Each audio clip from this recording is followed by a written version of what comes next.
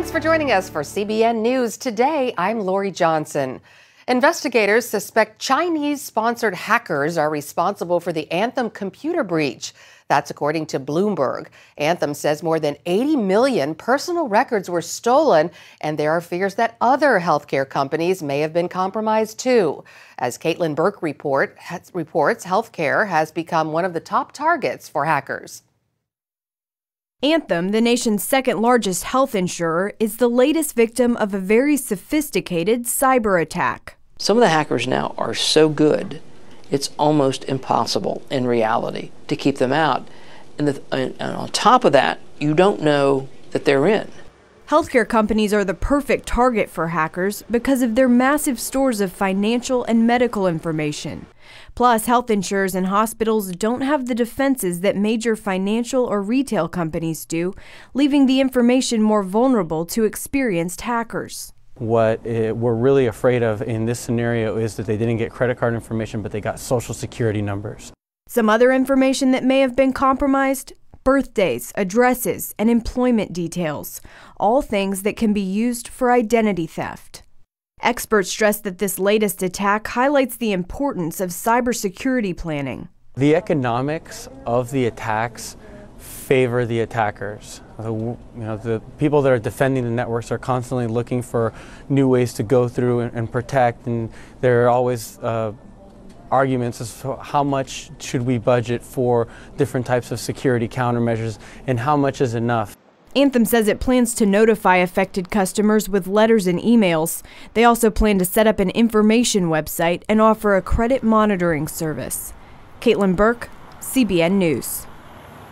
The nationwide measles outbreak is growing. The latest cases involve 5 babies at a Chicago daycare center. That brings the total to over 100 in 14 states.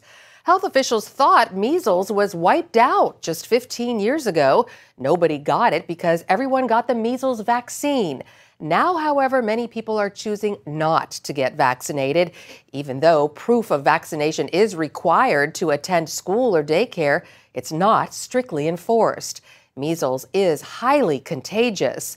Although it is miserable, most people recover from it without any permanent health problems. This week, we learned that a group of Muslims in northern Texas has created what may be the first official Sharia law system in the U.S.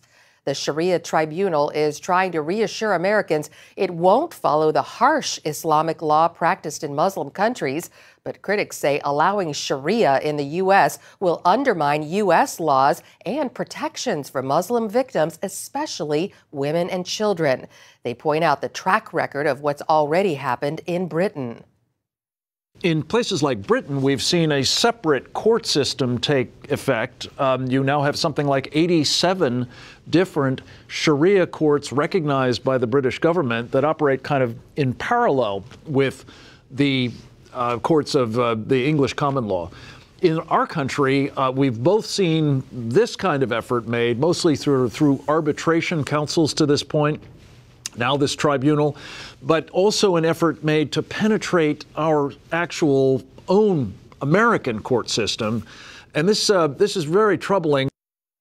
The Center for Security Policy has been researching Sharia efforts in the U.S. for years. Their studies have found dozens of cases where U.S. courts have allowed Sharia law to be used to determine the outcome. Boko Haram is on another killing rampage, this time in Cameroon. Dozens have been killed, more than 500 people are hurt. The militants are also burning churches. Officials say they're targeting young people who refuse to join their fight. The latest attack appears to be an act of revenge because earlier this week, 3 African nations launched an offensive against Boko Haram using aircrafts and ground troops. Thursday, German and French leaders met with the president of the Ukraine in hopes of negotiating a new peace plan. And today, those leaders are meeting with Russia's president. The diplomatic blitz comes amid fierce fighting that prompted Washington to consider providing the Ukrainian military with lethal weapons. More than 5,300 people have been killed since the conflict erupted in April. In India, police detained hundreds of Christians protesting a string of church attacks in New Delhi. Protesters blame the attacks on Hindu hardliners. Church leaders are disappointed that Prime Minister Modi has not spoken out against the attacks. They say attacks on churches have increased since Modi's Hindu fundamentalist party won in national elections in May. Christians make up about 2.3% of India's population. Here in the United States, House Speaker John Boehner says Pope Francis will address Congress in late September. He'll be the first pontiff to do so. The announcement comes on the heels of an annual event that's been happening since 1953, the National Prayer Breakfast. It's an opportunity for world leaders to come together and discuss religion and its impact on the world today. Our Heather Sells has more. It's a tradition that brings together Republicans, Democrats, world and religious leaders. Some notable guests at this year's National Prayer Breakfast included the Dalai Lama and Ebola survivor Dr. Kent Brantley. It's the first time the president and the Dalai Lama have attended the same public event. China considers the Dalai Lama a threat because of his work to see his native Tibet free from Chinese rule. Jordan's King Abdullah canceled plans to attend the breakfast after the horrific murder of a Jordanian pilot by ISIS militants. President Obama was expected to focus his speech on the importance of religious freedom around the world. Instead, he spoke about how faith can be distorted and horrific acts done in the name of religion.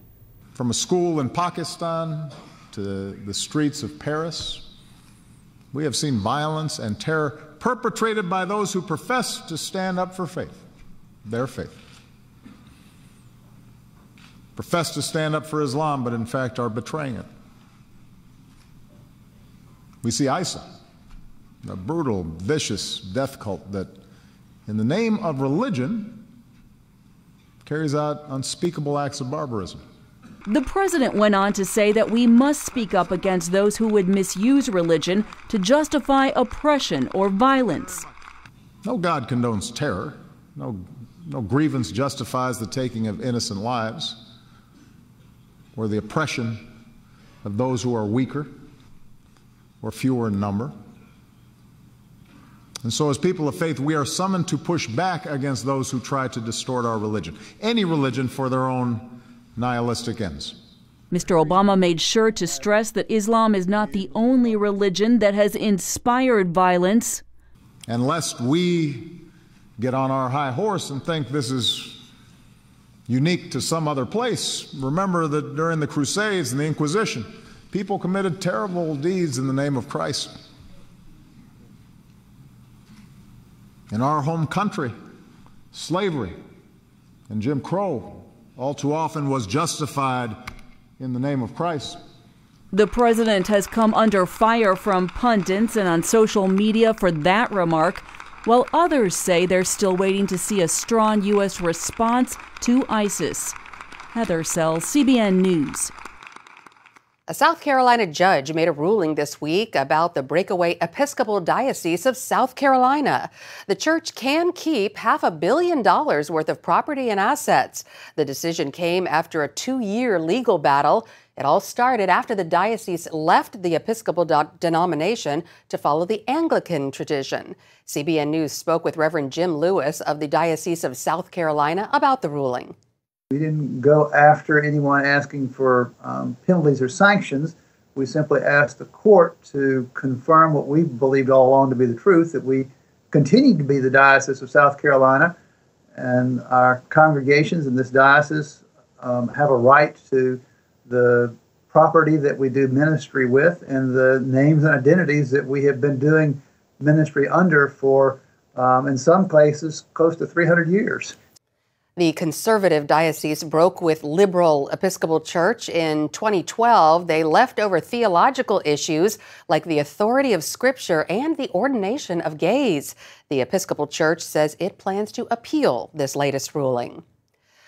A Missouri lawmaker is offering to pass legislation to exempt a tiny church from having to get its chairlift inspected every year. The Joplin Globe reports Representative Mike Kelly says forcing a tiny church to have its chairlift inspected every year is a true example of government stupidity. He's asking that it be exempted from mandatory inspections that cost more than $450 each. But Missouri's Department of Public Safety says state law clearly says no elevated or related equipment can operate without a state permit. Well, coming up, are you in the market for a microloan? See how micro-lending is trending in California's Silicon Valley and beyond. Many Americans dream of running their own small business, but the chances for success are slim. As Mark Martin explains, a microloan could turn their dreams into reality. When you think of microloans, images of workers in developing countries might come to mind, not people living in tech-savvy regions like California's Silicon Valley and beyond. However, microlending, which has helped the world's poverty-stricken for decades, is booming in these areas.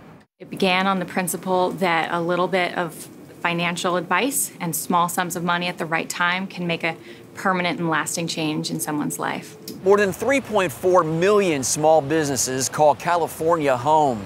They employ half of the state's private sector workers. But get this, 45% of small businesses fail because they're not able to get the loan they need. A microloan can change that. Caitlin McShane works for California's Opportunity Fund, a leader in the national microfinance movement. Leader might be an understatement. Around 400 institutions handle microloans in the U.S. On average, they give out about 45 of them each year. In 2012 alone, Opportunity Fund provided a record 1,200 microloans. Amounts range from $2,500 to $100,000. What we do is invest in the dreams of entrepreneurs and students so that they can build a business or go to college. To us, those are two proven pathways to economic mobility, to the chance of a better life. Since its inception 20 years ago, Opportunity Fund has helped 8,000 people turn their dreams into reality. Maurice Brewster is just one example. During the dot-com explosion, he left a 20-year career in sales management to start his own business. He and his wife Rhonda now run Mosaic Global Transportation, an international corporate transportation company. So we prayed about it and ended up 3 months later deciding that we were going to take the risk and go into entrepreneurship. And we haven't looked back. A few years ago, business slowed down and the company needed money to keep going and pay down some debt. Traditional banks were no help. They didn't feel that we were bankable. They felt that because our assets base is vehicles, very expensive vehicles, by the way, but they were rolling depreciable assets. Other businesses might be refused a traditional loan because they are too young or too small. Maurice heard about Opportunity Fund and found an opposite response. They peeled the onion back. They got information about our company and about my wife and I. One thing led to another, and by the grace of God, they approved our first loan. We've got a couple of loans with them now. Maurice's company had around 20 employees when they first reached out to Opportunity Fund. Today, he says they're hiring around 60. So that's close to 300% growth, and it couldn't have happened if we didn't have the support of microlending. The day CBN News visited Opportunity Fund, we learned this man needed $4,000 to take his catering business to the next level. Right now, we're growing so rapidly, we're saying yes to about 5 people a day.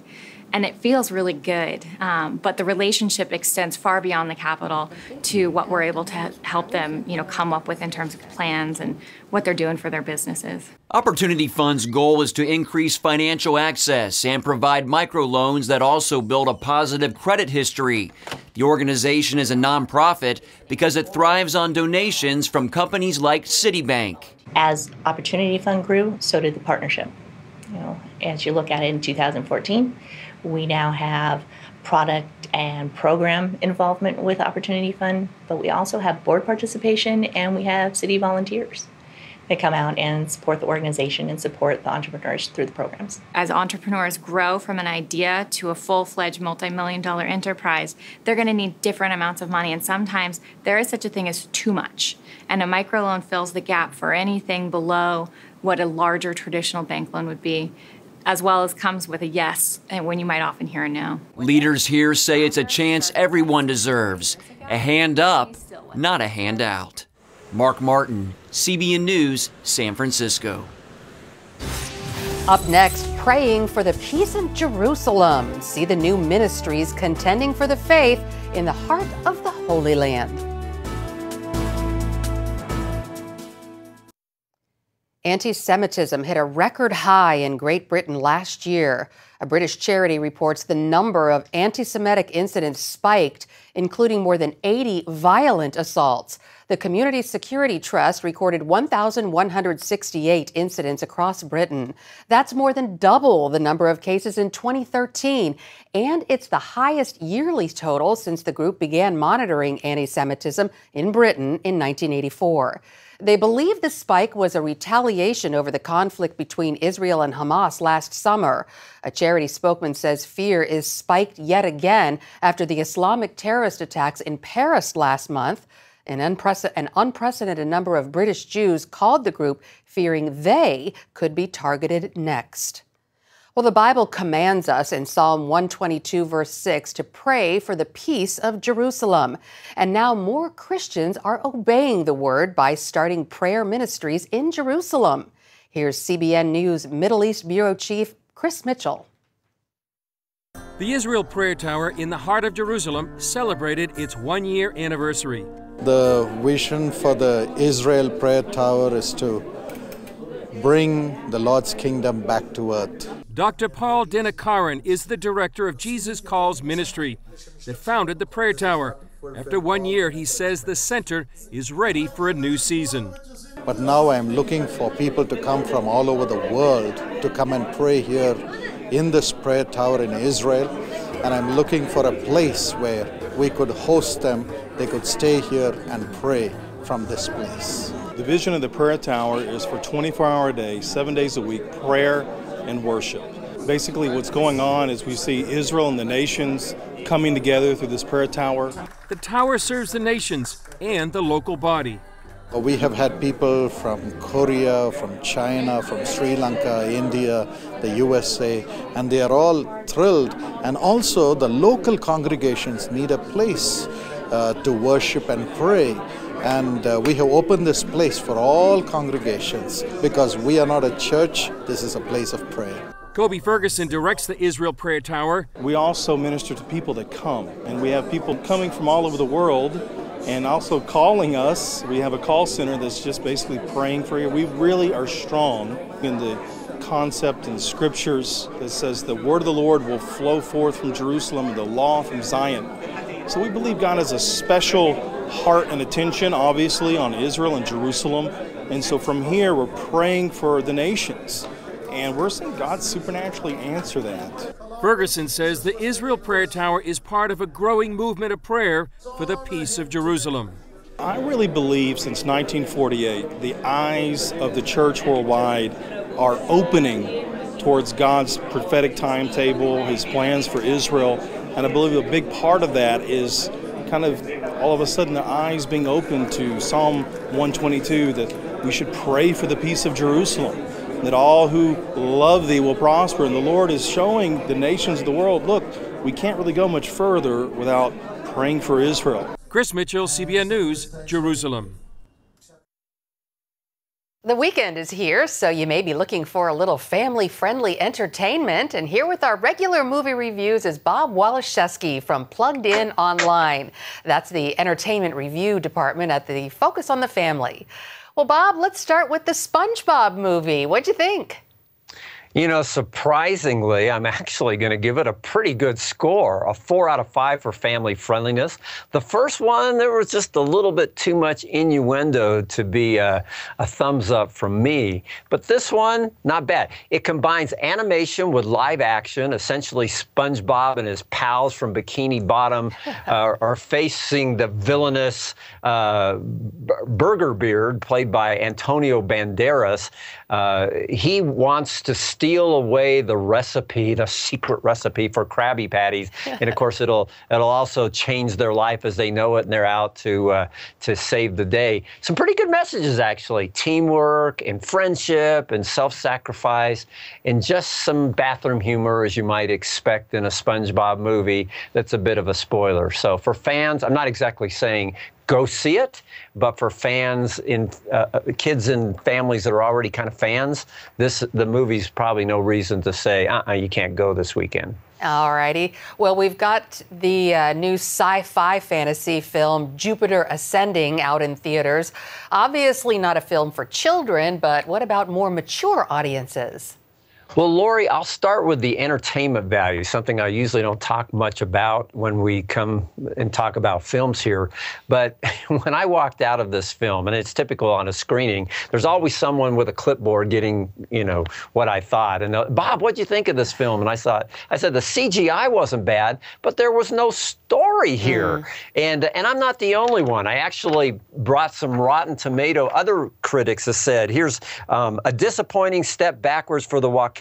Remember, they brought us The Matrix, who lose themselves in an over-designed, underdeveloped Star Wars-style land grab in space. Another one says, anyone hoping for the old Matrix magic is due for disappointment. Another one, complicated storytelling in service of thin characters and redundant action sequences. That's from an entertainment point of view. Whoa.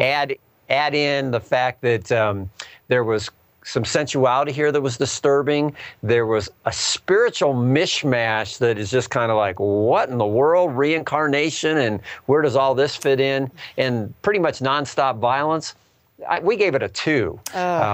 In fact, we gave it 2 shiny toilets out of 5. And the reason being, Mila Kunis's character actually works janitorial. We're told she scrubs toilets for a living, but she has the DNA makeup to be the queen of the universe, but 3 bad guys are out to kill her because they can inherit the earth, the grand prize. That is the story for what it's worth, but watching it on screen is even less interesting than the way I just described it. Well, I'm sorry you had to suffer through the screening, but thanks for preventing the rest of us from having to suffer through it. Jupiter Ascending, okay. And to think that SpongeBob is the positive pick for the weekend. Right, yeah. Okay, well, great to see you. Thanks for the picks. Thanks, Lori. We'll talk next week. All right. And that's it for now on CBN News Today. We hope you'll join us again next time. Have a great day, everyone.